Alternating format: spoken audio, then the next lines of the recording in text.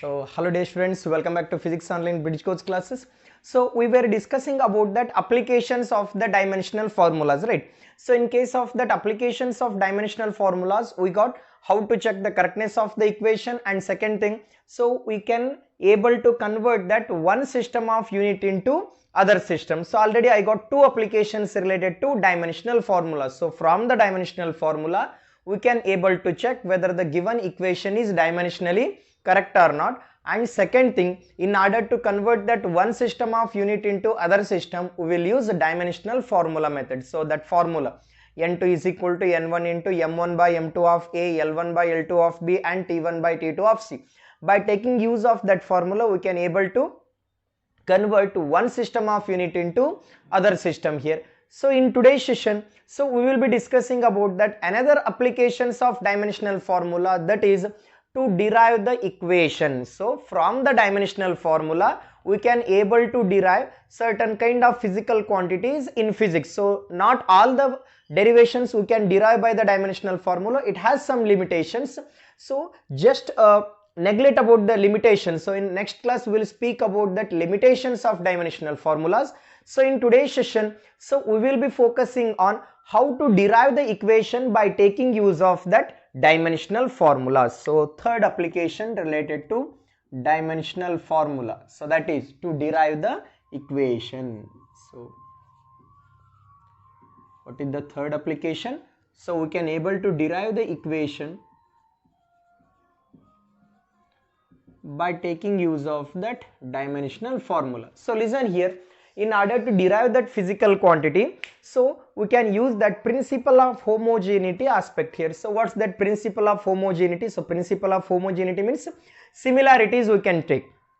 So in order to derive the equation by dimensional formula method, we will use principle of homogeneity method, and that in order to derive the physical quantity, we must know that physical quantities depends on what are the factors. So listen here, in case of deriving the physical quantity, so we must know what the thing we must know here.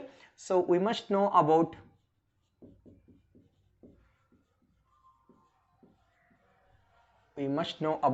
the physical quantities dependent factor. So we must know about the physical quantity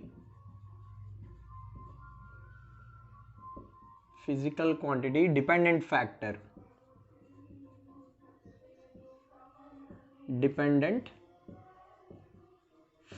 So we must know that. So physical quantities dependent factor. For example, so now my interest is to derive that centripetal force. So centripetal force means what? The force which act towards the center of the circle, right? So I want to derive the expression for centripetal force by dimensional formula method. So in order to derive the dimensional formula method, means in order to derive that centripetal force by the dimensional method, so what must the thing I need to remember here? So we must know about that physical quantity dependent factor. It means that centripetal force is depends on what are the factors, if I know. So listen here, so in order to derive that physical quantities by the dimensional formula method, we must know about that physical quantity dependent factor. So it means that, for example, I want to derive the expression for centripetal force.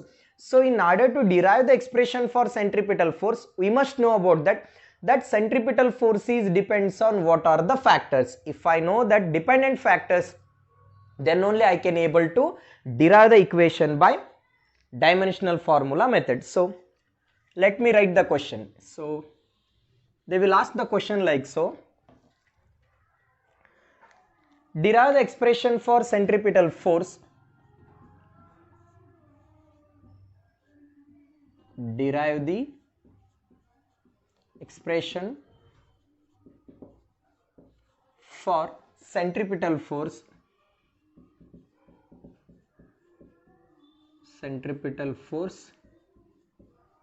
by dimensional formula method.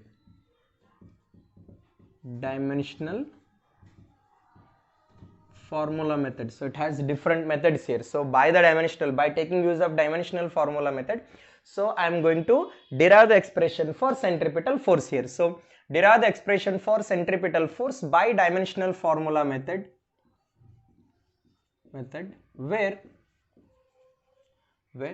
centripetal force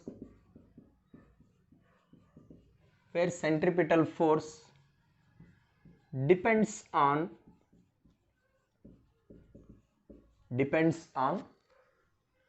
first one mass,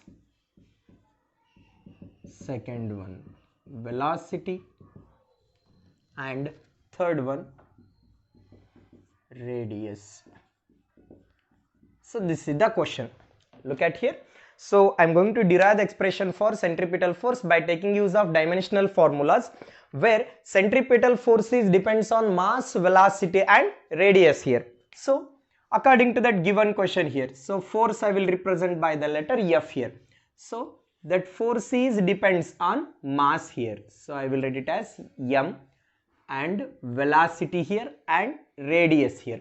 So I don't know that how many times that mass will get repeat and velocity will get repeat and radius will get repeat here. So my interest is to find out that how many times that mass is going to repeat. So mass will get repeat by A amount, whereas velocity will get repeated by that B amount here, whereas radius will get repeated by C amount here. So now I have to find out the A, B and C value, means dimensions value I want to find out here. So force is proportional to, so MVR. So if I remove this proportionality sign, I will get that proportionality constant here. So proportional sign I will take it as, so equal to, so constant I can take. So this constant is proportionality constant. So F is equal to K into M to the power of A, V to the power of B and R to the power of C. So this is right. So in that given question, force depends on mass, velocity and radius they mention. But my interest is to find out that how many times that mass will get repeat, so velocity will get repeat and radius will get repeat, means dimensions I can able to find out here. So in order to find out the dimensions value by the principle of homogeneity, I can able to find out. So for this equation I can write the dimensional formula. So dimensional formula for force here, mass into acceleration. So m1 L1 t to the power of minus 2. So if you are getting confused about writing the dimensional formulas, go back that previous videos, then you can understand how to write the dimensional formula. So I'm writing directly here. So K into, so look at here. So mass means I will take by the letter m here to the power A. Velocity, so L1 t to the power of minus 1 to the power B, and radius, it is also in terms of length only, right?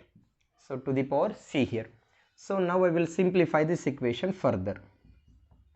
M to the power 1, L to the power 1 and t to the power of minus 2 here. It is equal to K, where K represents that proportionality constant. So M to the power of A. Look at here. Here shall I write it as a L to the power of B here, and here t to the power of minus B, right? So here L to the power of C. Again simple mathematics. So if bases are same, powers are getting added here. So M to the power of A, L to the power of, shall I take it as B plus of C? So I hope you get this point, and t to the power of minus B.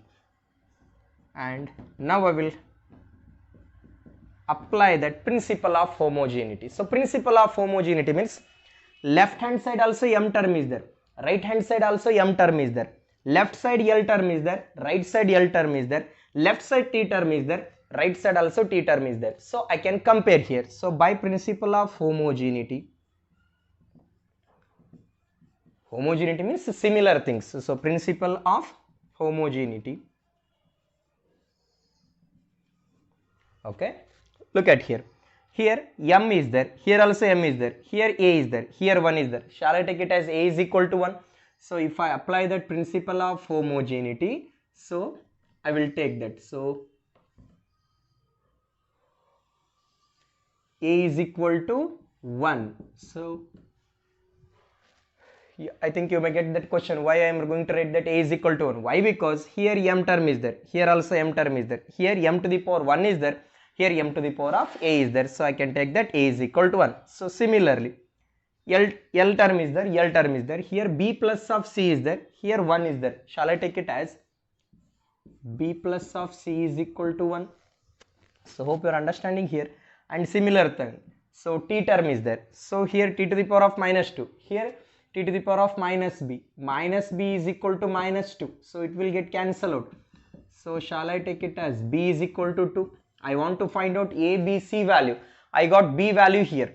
So if I get that B value, means I got that A value as well as B value. So let me take this as equation 2 and this one is equation 3. I want to find out C value. So in this equation, for example, 2, 3 you can take this one as 4. So I want to substitute B value in equation 3. So put equation 4 value in equation 3. If I do like so, so wherever B is there, shall I take it as 2 here? 2 plus of C is equal to what? 1 here, okay? And C is equal to 1 minus of 2, so that is minus 1. What is that C value here? C value is minus 1. Let it be equation 5. Now I got that A, B and C value. So this A, B, C value I will fill it in equation 1. So put equation 2, 4 and 5 value in equation 1. If I do like so, F is equal to proportionality constant, I will let it as it is, m to the power of, wherever A is there, 1 I will take, and V to the power of, okay, so B means what? 2. So velocity will get repeated by 2 times, and R to the power of, so C value is minus 1. So this is the way. Shall I rearrange like this? F is equal to K into M V square. So R to the power of minus 1 is there. Shall I send into the denominator? I got this final equation. F is equal to K into M V square by R. If K is equal to 1, so that proportionality constant value is 1 means, so I will get it as F is equal to M V square by R. So this is the way to derive the physical quantity by the dimensional method here. Okay. So we'll derive one more equation by dimensional formula method. So let me write the question here. So derive the expression for time period of oscillation of simple pendulum. So derive the expression for time period of oscillation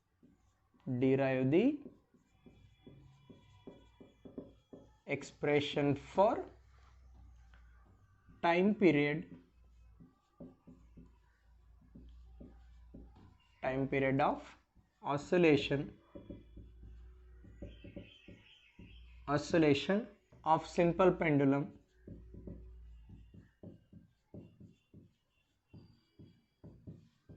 So derive the expression for time period of oscillation of simple pendulum by dimensional formula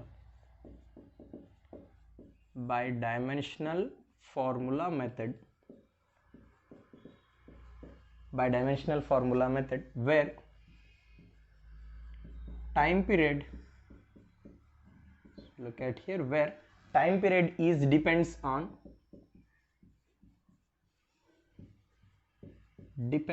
so time period is depends on acceleration due to gravity. So I said that in order to derive that physical quantity by the dimensional formula, first we must know that physical quantity depends on what are the factors here. So time period is depends on, so they are mentioning here, so time period is depends on acceleration due to gravity, and second thing, length of the thread. So these are all the two factors that time period will get depend here. So look at here, I want to derive the expression for time period of oscillation of the simple pendulum by dimensional formula method, right? So in order to derive that time period of oscillation, so that time period is proportional to acceleration due to gravity and length. Whether it is directly proportional or inversely proportional, I don't know that. So just that time period means symbolical representation is t. So time period is directly proportional to acceleration due to gravity. So that is z. How many times that acceleration due to gravity will get repeat? I don't know. So my intention is to find out that. So g to the power of a I will write. And it depends upon the length I said. So it depends upon the length means I want to find out that how many times that length is getting repeat here. So now instead of proportionality sign I will get that proportionality constant by equal. So equal sign. So t is equal to k into g to the power of a and L to the power of b. Let it be. I name this equation as 1 here. So hope you get this step. Now my interest is to write the dimensional formula for these physical quantity. So dimensional formula for time m0 L0 t to the power of 1 and k. What is the dimensional formula for acceleration due to gravity? Please remember. So L1 t to the power of minus 2 whole to the power of a. So length term is there. So just I will write the letter L here, L to the power of b. Now I will simplify this equation. M0 L0 t to the power of 1, it is equal to k into. So shall I write it as L to the power of a, t to the power of minus 2a, and this one is L to the power of b. Bases are same, powers are added, again the same thing. M0 L0 t to the power of 1, it is equal to k into. So look at here. L to the power of a and L to the power of b. So shall I take it as L to the power of a plus b and t to the power of minus 2a here. So finally by principle of homogeneity, so I will apply by principle of homogeneity, principle of homogeneity. So by the principle of homogeneity, so here there is no mass term here, so or let it be write that m to the power of 0 here, or don't get confused here, m to the power of 0. So there is no mass term here, also m to the power 0 is there, here also m to the power of 0 is there. L to the power of 0 and L to the power of a plus b is there. So shall I write that? So a plus of b is equal to 0. So a plus of b is equal to 0, or I can take a is equal to minus of b. So I will name this as equation 2. Next, t to the power of 1 is there, t to the power of minus 2a is there. So t to the power of 1 and t to the power of minus 2a. So minus 2a, it is equal to what? So minus 2a is equal to 1, or a is equal to what? So minus of 1 by 2 here. Let it be equation 3. A is equal to minus 1 by 2 means what's that b value here? So are b equal to, shall I write it as a minus of a? Put a is equal to minus 1 by 2 in equation 2. So if I do like so, minus 1 by 2 is equal to minus b, or b is equal to what? 1 by 2 here. So what's that b value here? B value is 1 by 2. So I will name this as equation 4. Now I got that a value and b value. So these two value I will substitute in equation 1. So put equation 3 and 4 value in equation 1 here. So what's that equation 1? T is equal to k into, okay, g to the power of a. So a value is how much? Minus of 1 by 2. L to the power of, what's that b value? 1 by 2 here. So I can rearrange here. T is equal to k into. So shall I take that? Whole to the power of 1 by 2 means that is square root of, or sorry, I will extend one more step here. T is equal to k into L to the power of 2. So g to the power of minus 1 by 2 is there. I will send into that denominator. Did you get my point? Now t is equal to k into, instead of writing whole to the power 1 by 2, just I will take that square root. So t is equal to k into square root of L by g. So what's the dimensional formula here? Sorry, what's that expression for time period here?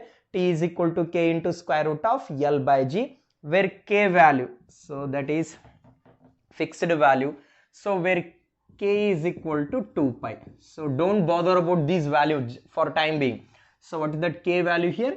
K value is 2 pi. So that is a dimensionless physical quantity. So dimensionless physical constant we can say.